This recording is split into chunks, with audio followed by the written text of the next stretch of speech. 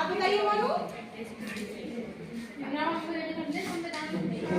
शाबाश, बैठ जाइए। भीमराव अम्बेडकर को संविधान का जनक कहा जाता है। अच्छा, भारत के संविधान के अर्थ के बारे में कोई मुझे बताएगा? तो बच्चों मैं आपको भारत का संविधान के अर्थ के बारे में बताऊंगी।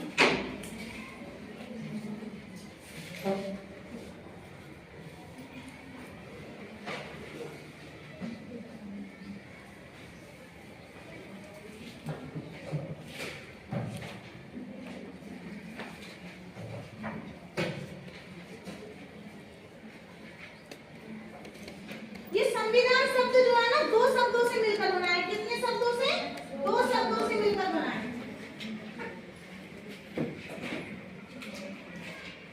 कौन कौन से दो शब्द हैं? सं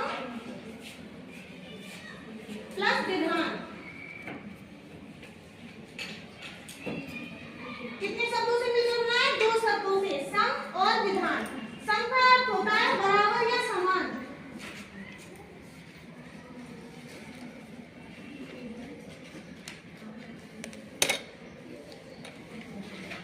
और विधान का अर्थ होता है नियम या कानून बनाना।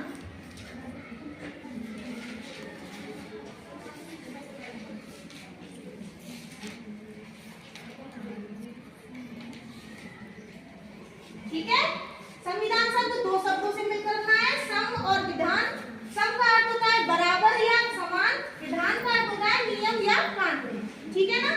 अब हम संविधान शब्द जो है, दूसरे शब्दों में हम ये भी कह सकते हैं कि संविधान शब्द संग्रह करने, नियमों के, कानूनों के संग्रह को, लिखित संग्रह को क्या कहते हैं? संविधान कहते हैं।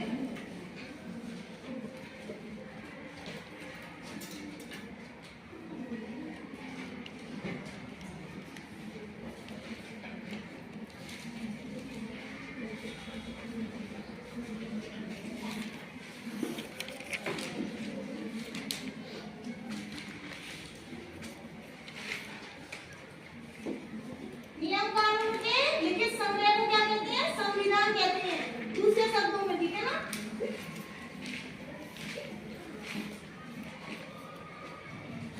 समझ में आया इतना आपको जो मैंने बताया है? अब मैं आपसे, अगर समझ में आ गया तो ठीक है, नहीं तो अगर कुछ नहीं आया तो मुझसे पूछ लो, फिर मैं इससे संबंधित आपसे कुछ प्रश्न करूंगी। चलो ठीक है, अब मैं आपसे प्रश्न करती हूँ।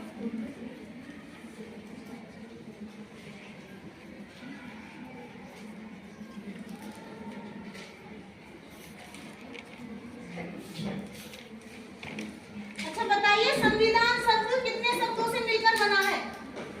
निकिता आप बताइए। शाबाश, बैठ जाइए। संविधान शब्द दो शब्दों से मिलकर बना है। अच्छा, संविधान शब्द किन दो शब्दों से मिलकर बना है? आप बताइए सीता। शाबाश, बैठ जाइए। अच्छा बच्चों मुझे बताइए, किसी भी देश के लिखित, भारत देश के किस दस्तावेज को जीवंत दस्तावेज कहा जाता है? बताइए, भारत देश के किस दस्तावेज को जीवंत दस्तावेज कहा जाता है? आप बताइए। शाबाश, बैठ जाइए। संविधान को जीवंत दस्तावेज कहा जाता है। अच्छा, संविधान के निर्माण के बारे में मुझे कौन बताएगा?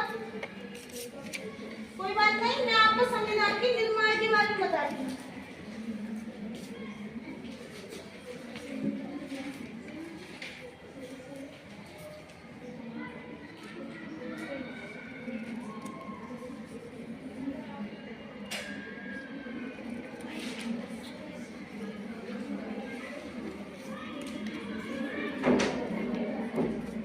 भारतीय संविधान को संविधान सभा के द्वारा पारित किया गया था 26 नवंबर 1950 को।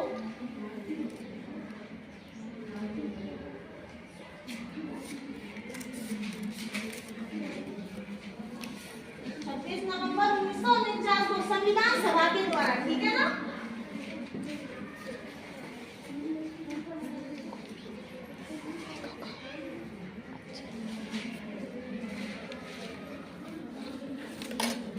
और 26 जनवरी